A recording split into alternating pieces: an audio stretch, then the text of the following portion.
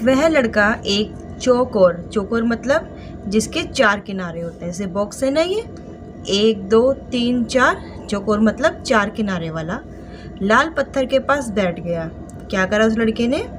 वह एक 4 कोने वाले लाल पत्थर था, उसके पास क्या करा उसने? बैठ गया। उसने जल्दी जल्दी कोई प्रार्थना बुदबुदाई मतलब मन ही मन, धीरे धीरे बोलते ना, बड़बड़ करना, बुदबुदाना कि होठ हिलते हैं लेकिन सुनाई देता कि क्या कहा है। बुदबुदाना मतलब धीरे धीरे बोलना।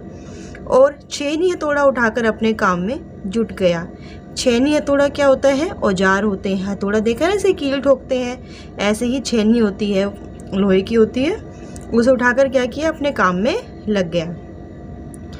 कुछ दिन पहले ही उसने इस पत्थर पर घंटियां की कतारें और कड़ियां को उकेरना शुरू किया था। घंटियां यानी कि जो पत्थर होता है, पत्थरों पर डिजाइन छापते हैं ना, जैसे देखो ये बच्चा बना रहा है पत्थर, ये देखो ये बना रहा है ना बच्चा, यहाँ देखो यहाँ बना रहा है ना बच्चा, ये घंटियां पत्थर के ऊपर बनाई हुई हैं। तो क्या होता है, कुछ दिन पहले ही उसने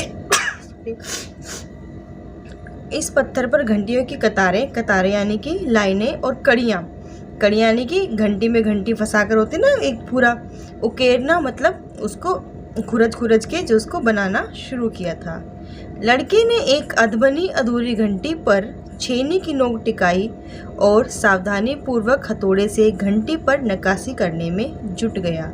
अब देखो लड़के ने क्या किया? अधबनी यानी कि आधी बनी। उसने क्या किया था? आधा काम पहले कर लिया था, आधा काम अब उसने शुरू किया था। अधूरी घंटी यानी कि एक घंटी थी जो आधी बनी हुई थी, अधूरी थी, पूरी नहीं थी। उस पर छेनी होती है एक लोहे की, उसको ऐसे रखा, इस तरीके से रखा, और उसके ऊपर क्या नोक टिकाई और सावधानी पूर्वक हथौड़े से ऐसे करके घंटी पर नक्काशी करने में जुट गया। नक्काशी यानी कि कलाकारी, घंटी पर जो है डिजाइन बनाने में जुट गया। हथौड़े के वार से पत्थर पर जो कटाव उभरता उससे पत्थर की किरचें छितरा जाती और आंखें सिकोड़ लेता। यानी कि जब वो इस तरीके से पत्थर पर छेनी रखता और उसके ऊपर हथौड़ा मारता तो उससे क्या होता, जो पत्थर निकलता है ना, वो जो पत्थर रास्ता बनाकर पत्थर, छोटे पत्थर निकलता, वो उसकी आंखों में आता उड़कर। तो क्या करता, वो अपनी आंखें किरचे मतलब छोटे छोटे पत्थर के टुकड़े जब ऊपर को आते, चित्रा जाते, तब अपनी आंखें सिकोड़ लेते हैं यानी कि बंद कर लेता। साथ साथ धीमी आवाज में वह कुछ गुनगुनाने भी लगता, और साथ साथ वो क्या कर रहा था? काम भी कर रहा था, और धीरे धीरे मन में कुछ गुनगुना रहा था। उसके चारों ओर दूसरे संगत तराश भी अपने अपने काम में डूबे हुए थे। संगत तराश मतलब उसके साथ ही काम करने वाले, यानी कि वहाँ पर वह अकेला नहीं था, बहुत सारे लोग क्या हैं काम कर रहे थे। वह भी क्या कर रहे थे? अपना अपना काम करने लग रहे थे।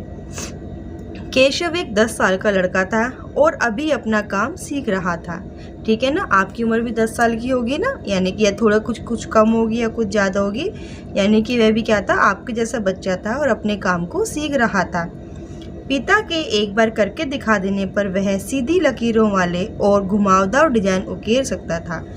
उसके पापा ने क्या किया था? उसे सिखाया था। अब वो क्या करता था? सीधी लकीर मतलब लाइन वाले, हर वो डिजाइन जिसमें सीधी लाइन से बनता था और थोड़ा सा घुमा कर बनता था, उनको वह सीख गया था। अब वह काम कर सकता था। अब तक उसने नक्काशी का जो भी काम किया था उनमें से इन घंटियों को बनाना ही सबसे ज़्यादा मुश्किल था। यानी कि अभी तक उसने जितना भी नक्काशी, जितनी भी एक जो पत्थरों पर कला करते हैं, डिजाइन बनाते हैं, उसमें से उसने जितना भी काम सीखा था ना, उन सब में जो सबसे मुश्किल काम था वह था इन घंटियों को बनाना। अब केशव जानता था कि एक दिन में तो ऐसा जरूर आएगा जब वह बहुत बारीक जालियां, महीन नफीस बेल बूटे, कमल के फूल, लहराते हुए सांप, इटलाकर चलते हुए घोड़े, ये सब पत्थर पर उकेर पाएगा। अब केशव जानता था कि एक दिन ना, केशव को पता था कि अगर मैं मेहनत करूँगा और सीखूँगा तो एक दिन ऐसा ज़रूर आएगा जब मैं क्या सीख जाऊँगा?